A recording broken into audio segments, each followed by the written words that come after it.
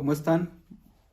Espero de igual manera que en la ocasión pasada se encuentren bien y me da mucho gusto que hayan decidido continuar viendo esta segunda parte del tema que estamos abordando, que es el suicidio. Y en esta ocasión vamos a abordar, eh, para iniciar, vamos a tratar de responder la pregunta: ¿qué viene después de un suicidio? Ya se cometió el suicidio, ya en la primera parte estuvimos revisando las formas incluso que lo realizan las personas, pero eh, ¿qué viene después de un suicidio?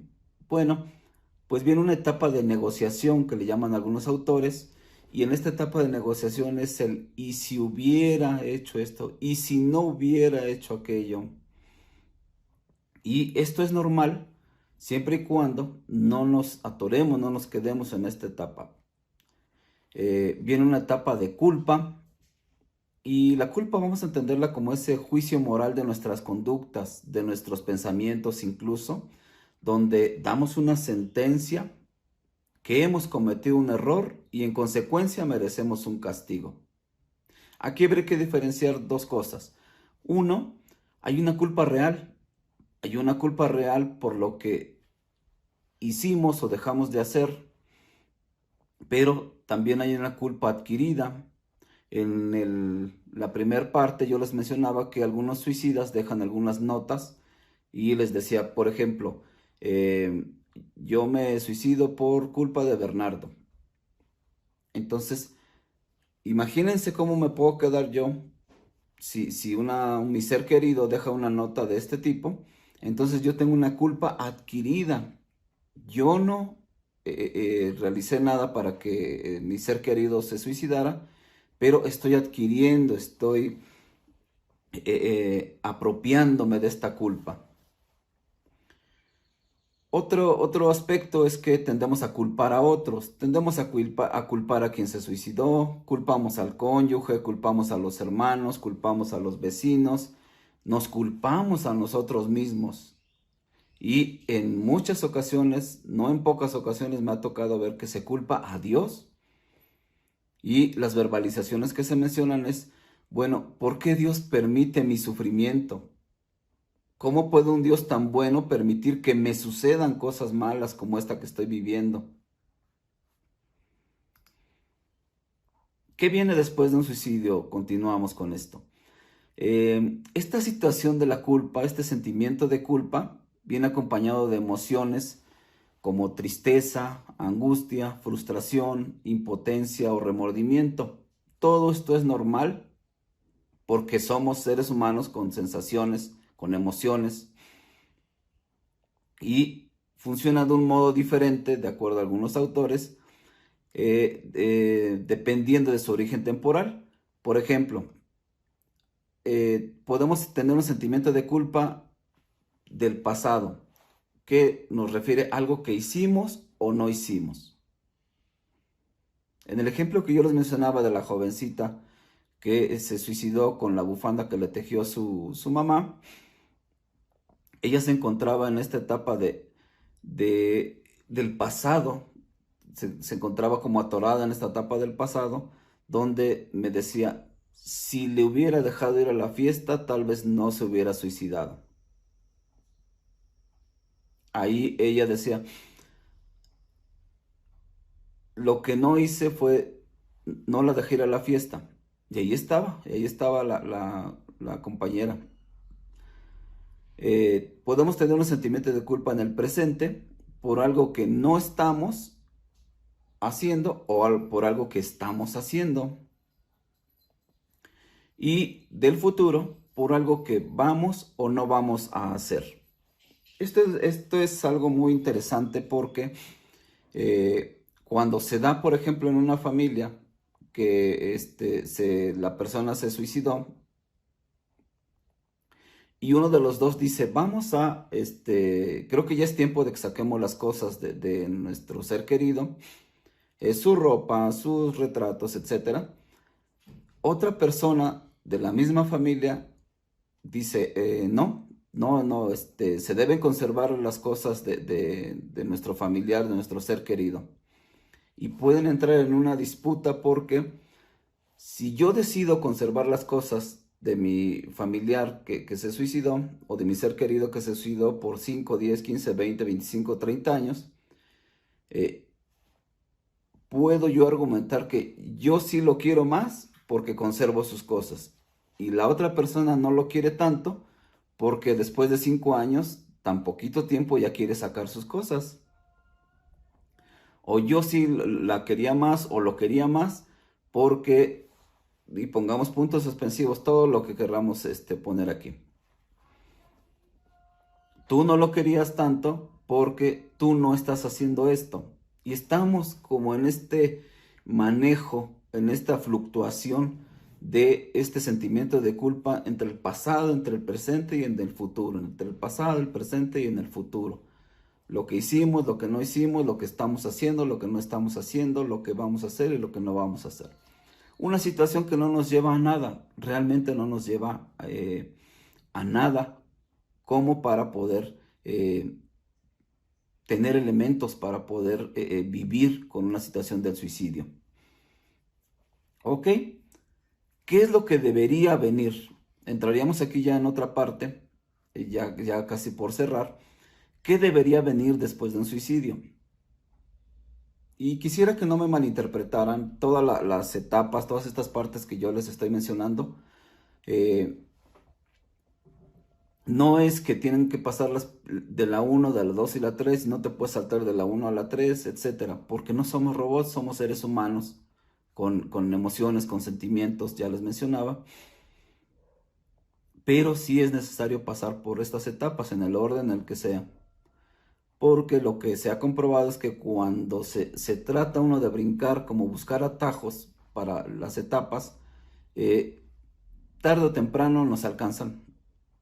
O no hemos podido salir, ya tiene 30 años que mi ser querido, mi familiar se suicidó, y no me explico por qué razón no he podido salir de ahí. Bueno, pues es porque buscamos atajos. Primer punto es acepta lo irremediable. Acepta que la persona ya no está. Este es un punto muy importante porque si no lo hacemos, si no trabajamos este duelo, justamente esta pérdida, pueden pasar 15, 20, 25, 30 años y todavía estamos esperando a que regrese la persona que se suicidó. Segundo aspecto, acepta que la vida sigue. Tienes que aceptarlo, tienes que aceptar que la vida sigue y la vida se trata de comer, amar, trabajar, relacionarse, etcétera, etcétera. Tienes que continuar con esto.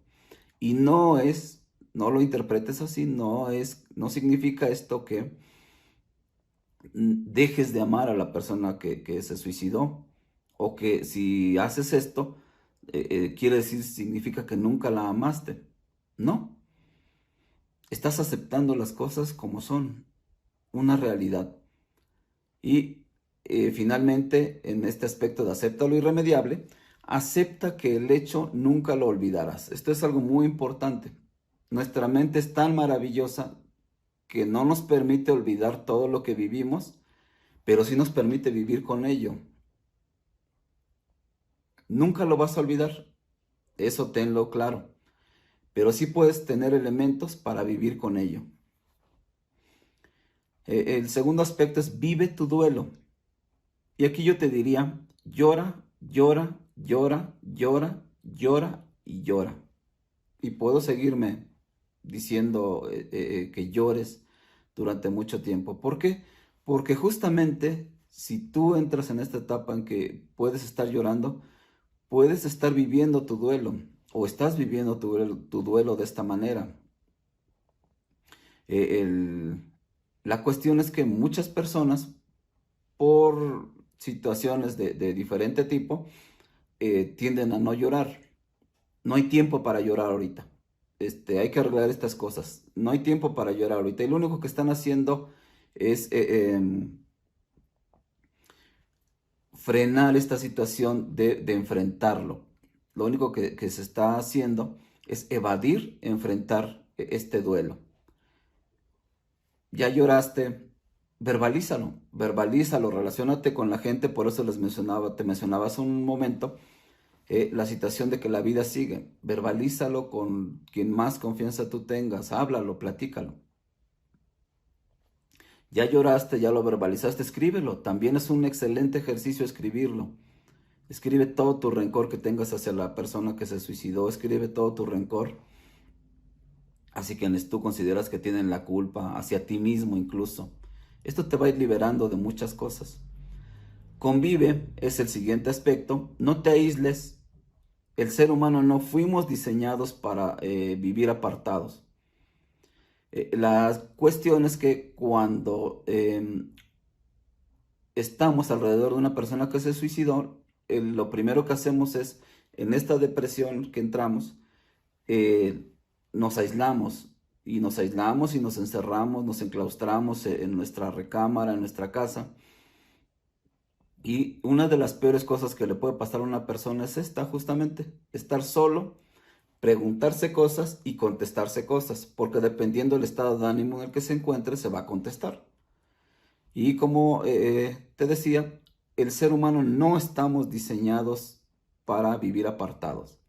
La mejor muestra que podemos tener de esto es justamente estos 10 meses que llevamos ya enclaustrados por la situación de la pandemia. Las personas, en cuanto dan tantita libertad para salir, salen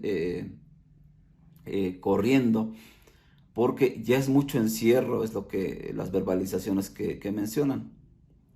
Insisto, la mejor muestra de que no fuimos diseñados para vivir apartados es esta pandemia que estamos viviendo. El otro aspecto, yo te diría, perdona. Perdona a quien se suicidó, perdona a quienes estuvieron a su alrededor, perdona a Dios, perdona a quien tú hayas culpado. Y algo muy importante, perdónate a ti mismo. Perdónate a ti mismo por esa culpa que tú estás cargando, sea una culpa real o una culpa adquirida. El otro aspecto, busca apoyo. Aquí yo te diría, habla, habla, habla, habla, habla, habla, habla.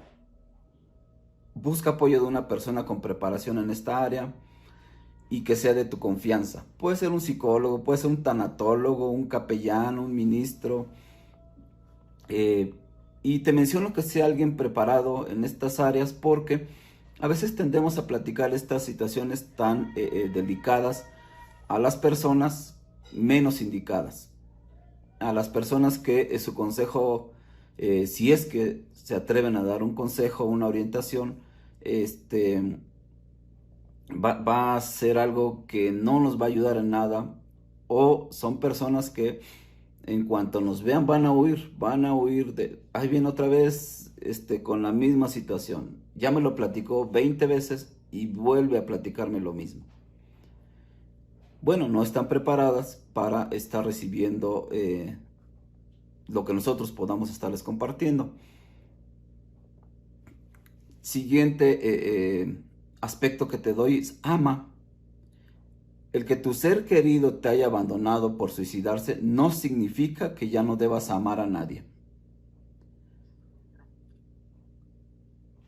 Quisiera reiterártelo. El que tu ser querido te haya abandonado por suicidarse no significa que ya no debas amar a nadie para no volver a ser lastimado. Porque mientras vivas, vas a seguir siendo lastimado una y otra vez, una y otra vez. Sigue amando en medio de tu dolor, tanto como amaste a quien se suicidó.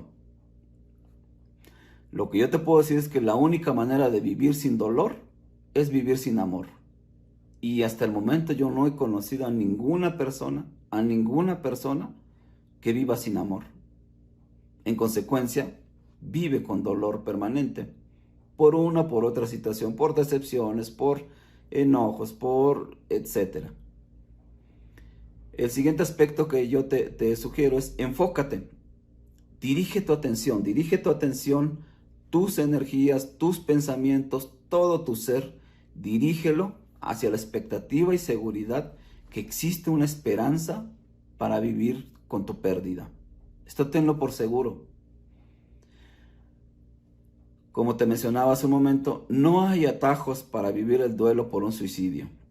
Vive cada una de sus etapas, pero vívelas con el enfoque de que hay algo mejor al final del camino.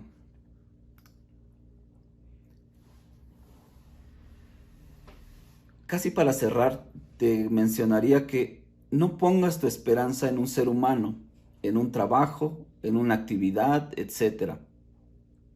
Puede ayudarte, pero no enfoques ahí tu esperanza. ¿Por qué? Porque todo esto es efímero. Y en la primera parte, al inicio de esta plática, yo te mencionaba que como psicólogo yo tuve que aprender, tuve que ser confrontado con que la psicología no podía, tenía sus límites. Hay pacientes que se les da de alta y después regresan con una situación patológica, después regresan a veces con la misma problema, o con el mismo problema pero ya en una magnitud mayor. Entonces, otra cosa es que si se está buscando con la esperanza, si se está poniendo la esperanza con alguno de los profesionales que ya te mencionaba, bueno, yo tengo pacientes y no estoy con ellos las 24 horas.